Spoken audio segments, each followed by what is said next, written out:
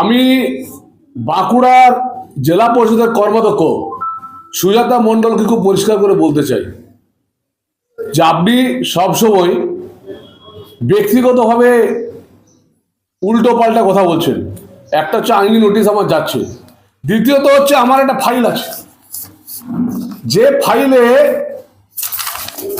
আজকে 6 বছর ধরে উনি শ্যামবাজার এবি স্কুলে টিচার, শ্যামবাজার এবি স্কুলের টিচার, একদিনের জন্য শ্যামবাজার এবি স্কুলে উনি শিক্ষকতা করতে যাননি। 6 বছর ধরে আমার পশ্চিমবঙ্গ রাজ্য সরকারের কাছে আমি বার্তা বলতে চাই, এবং না হলে আমি লিখিতভাবে হাইকোর্টে কেস করব। 6 বছর ধরে উনি শ্যামবাজার এবি স্কুলের একদিনের জন্য উনি প্রেজেন্ট করেননি। উনি কলকাতা যে ডিআই স্কুল আছে কার্তিক মান্নানের সঙ্গে সম্পর্ক রেখে ওখানে না গিয়ে সেখানে তিনি প্রতি মাসের বেতন তুলছেন 6 বছর ধরে।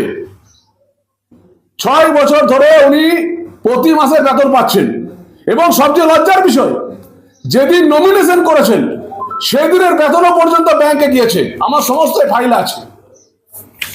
এবং উনি যে নির্বাচনে প্রচার করেছেন স্কুল না গিয়েও সেই বেতন উনি তুলেছেন, এবং তিনি এখানে জেলা পরিষদের সই করে ভাতা দিচ্ছেন, আবার ওখানেও ভাতা দিচ্ছেন। এটা জন্য আমি কন্ডেম করছি। আমি শিক্ষা সচিবকে বলবো, দুর্নীতি তো গোটাটাই করছেন, কিন্তু একজন শিক্ষক 6 বছর বিদ্যালয়ে না গিয়ে কি করে শুধুমাত্র এখানে প্রচার করছে, তারপরে সে ওখানে বেতন কি করে পায়? এটা আমাকে পরিষ্কার করে শিক্ষা সচিবকে বলতে হবে, শিক্ষামন্ত্রীকে বলতে হবে।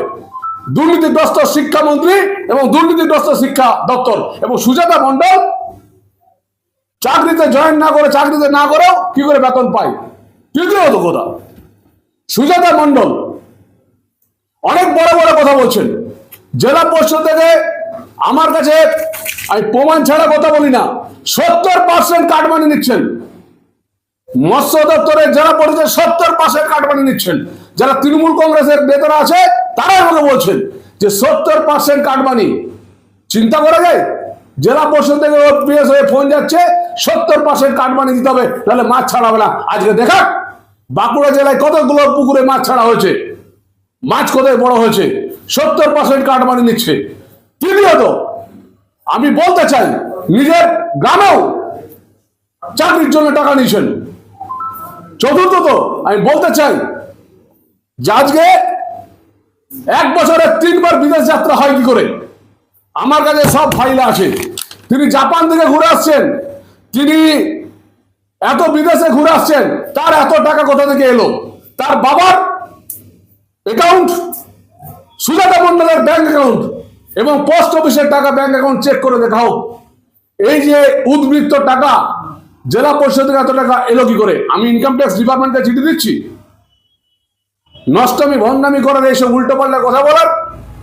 একজন ভদ্র মহিলা, সে আমার বিবাহিত স্ত্রী বলে কিছু নয়, একটা ভণ্ডবাজ, একটা দুশ্চিত্র নারী, ছলনা করে 6 বছর ধরে বিদ্যালয়ে না গিয়ে টাকা তুলছে রাজ্য সরকারের। বড় বড় কথা, আমি অনেক চুপ ছিলাম। আরো অনেক কিছু আছে, এই ফাইলে আছে। তার বাবা এবং তিনি নিজের গ্রামে পর্যন্ত চাকরি দেবার নাম করে টাকা নিচ্ছেন, সেই আমি প্রমাণও পর্যন্ত পেয়েছি। কি যেন নাম ছেলেটার, সেটা ভুলে গিয়ে সে ছিল আমার কাছে এসেছিল আজ সকালে। আমি তাই বলি, এগুলো তদন্ত করা হোক। শিক্ষা সচিবরা তৃণমূলের নেতা হলেই তিনি বিদ্যালয়ে না গিয়ে বেতন পাবেন। শ্যামবাজার এবি স্কুলে যান না একদিনে পড়াতে, সেখানে বেতন পাচ্ছেন। তার তদন্ত করা হোক, এবং আমি হাইকোর্টে বিষয়টা তুলছি, এবং আমি আমার তরফ থেকে ইনকাম ট্যাক্স ডিপার্টমেন্টকেও চিঠি দিচ্ছি যে 3 বার, 1 বছরে 3 বার বিদেশ ভ্রমণ কি করে হয়? জাপানে গেলে অনেক টাকা লাগে। আমরা তো এমপি, আমরা তো অনেক স্যালারি পাই, আমাদের তো নিজস্ব বিজনেস আছে, কিন্তু তার কোথা থেকে কি আছে সেটা পরিষ্কারভাবে দেখা যাবে।